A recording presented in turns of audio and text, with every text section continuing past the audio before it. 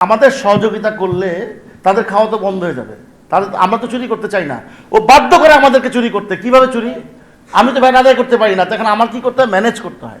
আপনি ওখানে খাবেন, আপনাকে যদি রিসিট না দেওয়া হয়, রিসিট নেওয়ার পরে ভ্যাট যদি না নেন, এই রিসিটের মাধ্যমে একটা করে মামলা হয়ে যাবে। সেই মামলা জরিমানা আছে, সেই মামলায় ভোগান্তি আছে। এমন একটা সিস্টেম করেছে, আমি তো বললাম ভ্যাট কাস্টমার দেয় না, ম্যাক্সিমাম কাস্টমার। আমার যে পাড়া মহল্লায় রেস্তোরাঁয় ভ্যাট কি 15% দিবে? আপনি যে সকালবেলা ঘুম থেকে নাস্তা খাবেন পরিবারের জন্য, আপনি কোত্থেকে 15% ভ্যাট দিবেন?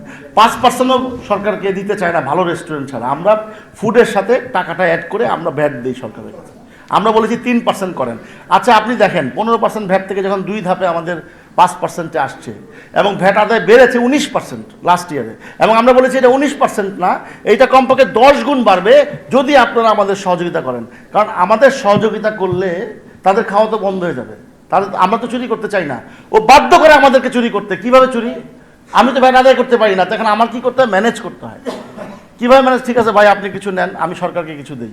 আমরা এটা চাই না, আমরা চাই 3% করা হোক, 5% না। লাস্ট সরকার আমরা 3% বলেছি, 3% আমরা ফুডের সাথে অ্যাড করে দিব, এবং আমরা বলেছি সাথে সাথে 1% আলাদা করে ট্যাক্স দিয়ে দিব। তাহলে প্রতি বছর শেষে, আমি একটা ছোট্ট উদ্যোক্তা, একটা অডিট রিপোর্ট দিতে 50,000 টাকা লাগে চার্টার্ড অ্যাকাউন্টেন্টের কাছে। আমি একজন ওয়ান ম্যান শো আমাদের ম্যাক্সিমাম রেস্তোরাঁগুলোতে।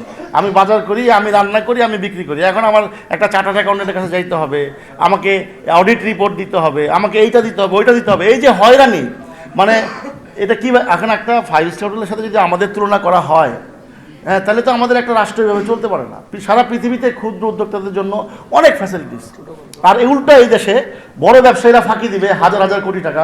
আজকে যারা বহুত বড় বড় কথা বলে, সব ট্যাক্সেশনের ফাঁকিবাজ, তাদের অডিট করা হোক। আমরা বলেছি বিগত সরকার আমলে এই আমলারা যত দুর্নীতি করছে, আপনারা দেখছেন পত্রিকায় আসছে, সবচেয়ে বড় দুর্নীতিবাদ ছিল আমলারা। তাদের সম্পদের কি হিসাব আজ পর্যন্ত নিছে? তাদের হিসাবটা নেক, তাদের দুর্নীতিগ্রস্ত সম্পদগুলো জব্দ করা হোক। এই টাকা দিয়ে 10 বছর চলবে, আমরা তো ট্যাক্স দিবই। আমরা বলেছি, একই কথা বলছি।